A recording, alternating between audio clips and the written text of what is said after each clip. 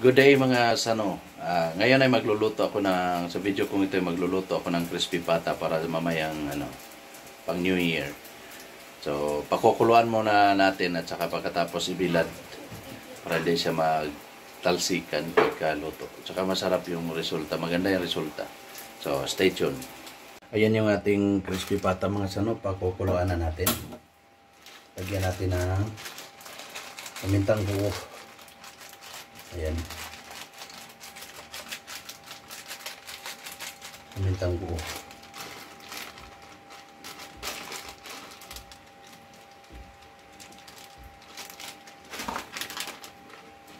Para bumango rin mga sano, lagyan natin ng 2 pirasong star anise.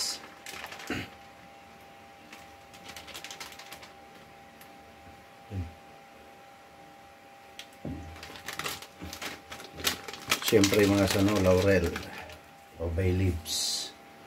Yan. Para may aroma. So yan mga sano. Hayanan natin yan for I think 1 hour. 1 hour lang. Lambot yan, bata pa yung baboy na yan. So stay tuned mga sano. Lagyan din natin ng asin to mga sano. Muntik na makalimutan natin yung asin. Para lumasa. Ayan. Kasi hindi naman tayo magtitimpla pa pag prito na natin.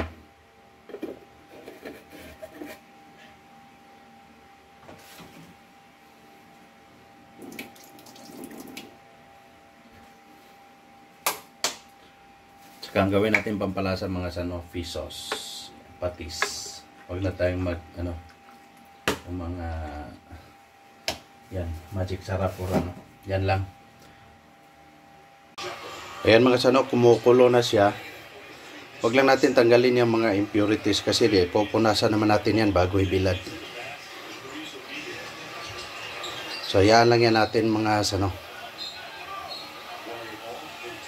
So mga pa 45 minutes pa. Ayan mga sano, after 30 minutes of boiling. So ganyan pa siya, hindi pa siya malambot mga sano. Medyo makunat pa siya. So hayaan lang natin for another 30 minutes. Ayan mga sano, after 1 hour o pagpalambot, perfect na siya for crispy pata. So ayan mga sano, hanguin na natin siya at patuyuin at saka ibilad na. Pero so far wala pang araw mga sano kasi makulimlim at mambon. So maya maya pa ng konti. Pasikat na naman yung araw. So yan mga sano, hanguin na natin. Yan yung pang crispy pata natin. Very good. Ito mga sano, binilad natin yung para crispy pata natin. Isa lang para hindi nakakaumay. Ayan. So mamaya kunin natin yan para iprito. So stay tuned mga sano. Ayan mga sano, ito na yung for crispy pata natin.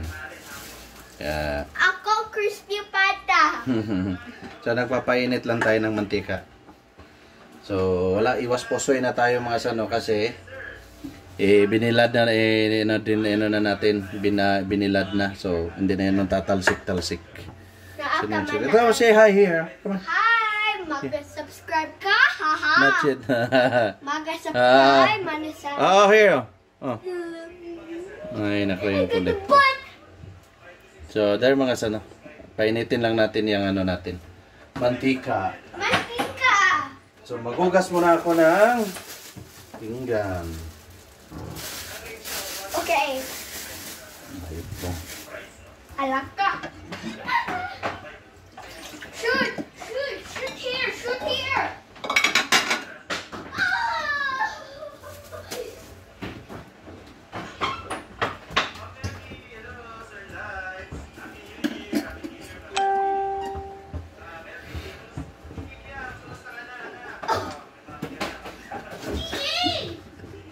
What? Guys, we're beat up!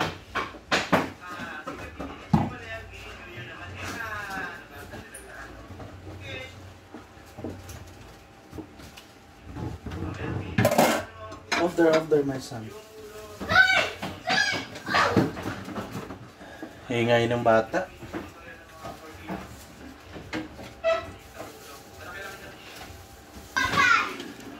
Shout out nga pala sa lahat ng taga Wilcon Home Depot sa along Marcelo Fernand Bridge sa Barangay Umapad, Mandaue City. Especially kay kay Alex Takan Jr. Ayun, Alex Sangay. Kusin Ale. Yeah. Lahat na again, shout out sa lahat ng taga Wilcon Home Depot. Tsaka kay Alex Jr. Shout out sa iyo. Happy New Year. Ayan na mga sano, nilalagay na natin. Ayun, pumuputok-putok na siya. Pero wala siyang talsik.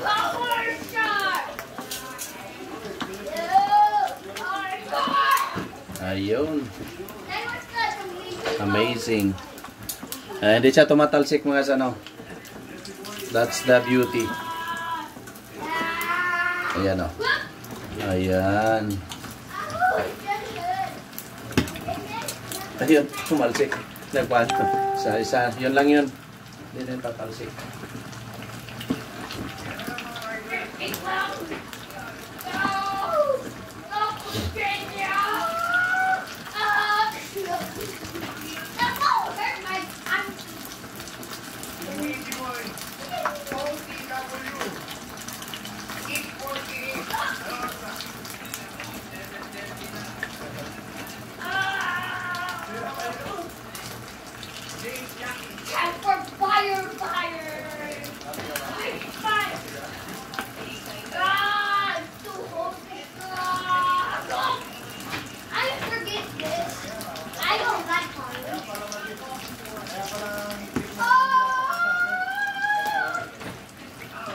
Ilipat ko na yung manok. Pero initin ko. Sashimi mo lang. Oh yeah. So after nito mga sano, sashimi nang titirahin natin. Balik ta rin ulit natin. Kasi pinakuluan ko na to, luto na to, kung tutusin na yun, nag-brown na siya. Hindi siya nakakatakot mga sano, hindi siya nakakatakot kasi hindi siya puputok yung tatalsik talaga. Ngayon lang naman mga pop, konti lang. Kasi New Year eh.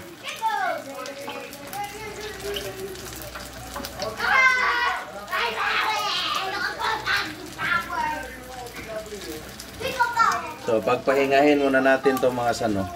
So ilang minutes yun? Siguro mga 4 minutes pa lang.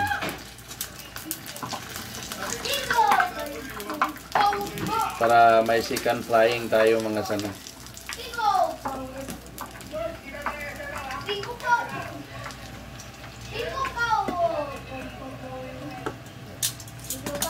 So may second frying pa tayo mga sano. Stay tuned. Yan mga sano, second frying na tayo mga sano. Pahinga na natin yung bata. Yun. Para magiging crispy siya. Walang kaputok-putok na yan mga sano. Oops. Ma'am.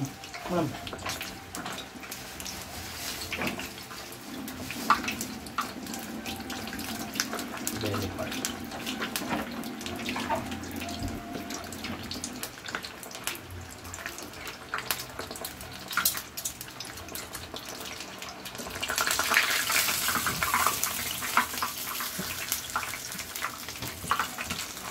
Reverse.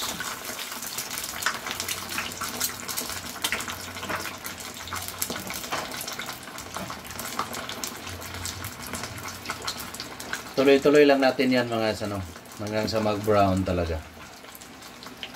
Hindi ko yan pinahira ng toyo or soy sauce. Yan lang yan, pinakuluan ko lang, tinimplahan nasa start ng video. Ayan, hanggang ganyan. Ano na lang, dadalihin na lang yan sa sausawan.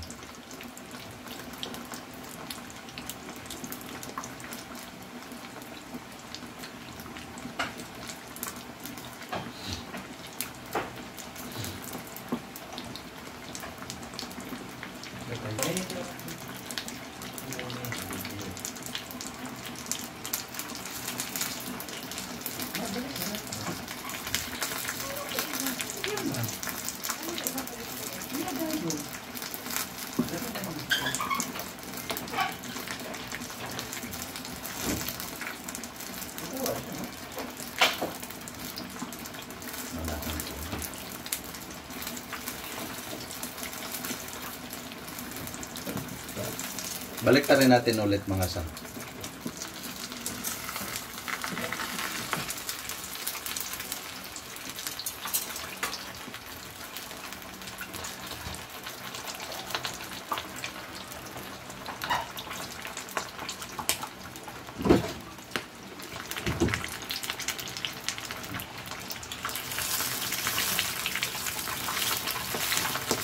Uy, may laban.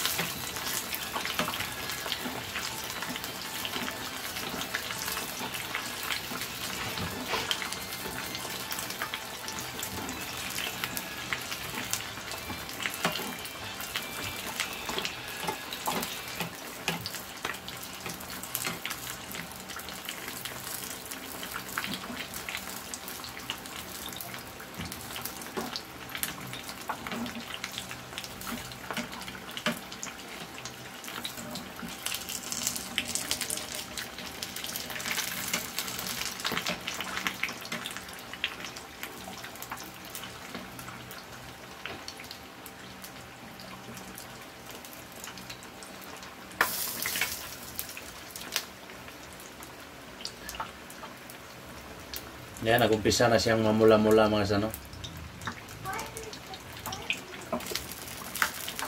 So last na yan mga sano. 1 minute and 30 seconds. Tapos na yan.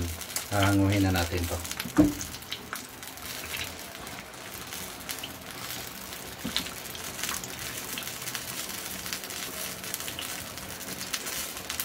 No. So yan na yung ating crispy pata mga sano. So isama na natin siya sa mga handa. Ayun mga sano, tapos na yung crispy pata natin. Medyo mahaba-habang proseso pero okay lang. Na-achieve naman natin yung crispiness niya. So Happy New Year mga sano. Maraming salamat at please don't forget to subscribe. Again, sana marami pong mag-subscribe pag nag-view ng mga videos ko. To God be the glory. Please don't forget to subscribe.